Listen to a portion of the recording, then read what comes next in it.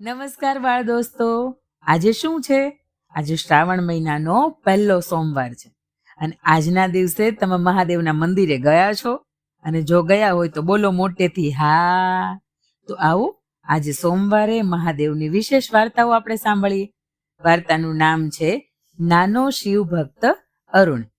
એક ગામમાં અરુણ નામનો એક નાનો છોકરો રહેતો હતો.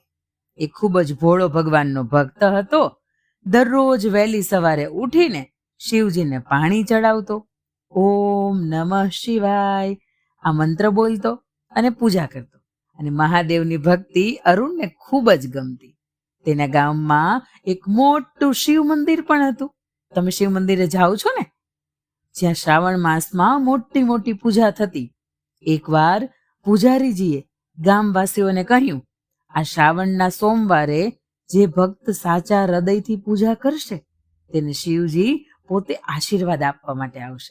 પૂજારીજીએ તો કહેતા કહી દીધું, પરંતુ ગામમાંથી ઘણા ઘણા લોકો આવ્યા. ખૂબ મોટા મોટા લોકો પણ આવ્યા.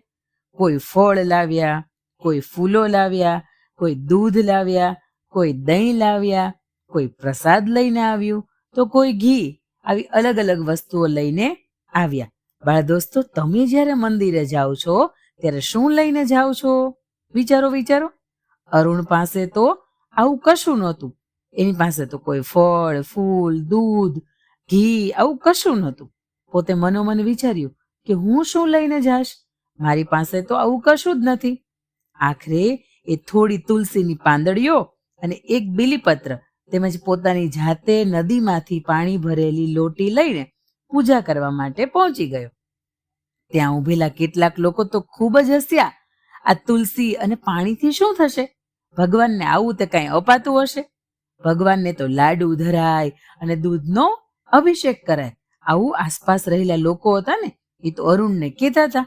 અરુણની આંખમાંથી ટપ ટપ આંસુ વહેવા લાગ્યા, પરંતુ અરુણ ચૂપ હતો.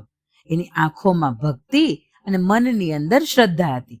એ જ સમયે મંદિરમાં ખૂબ જ તીવ્ર પ્રકાશ થયો અને મંદિરની મૂર્તિમાંથી પ્રકાશ બહાર નીકળ્યો અને બધાને આશ્ચર્યમાં મૂકી દીધા. પ્રકાશમાંથી એક મોટો અવાજ આવ્યો, મારું હૃદય જોઈ શકે છે એ ભક્ત અરુણ છે. એ સૌથી મહાન ભેટ લઈને આવ્યો છે. એ બાળક ભોળા હૃદયથી મારી પાસે આવ્યું છે. તેની ભક્તિમાં કોઈ સ્વાર્થ નથી. આવો અવાજ ક્યાંથી આવ્યો? મંદિરની જે મૂર્તિ હતી ને, એ મૂર્તિમાંથી જે પ્રકાશ નીકળ્યો ને, એમાંથી આવ્યો.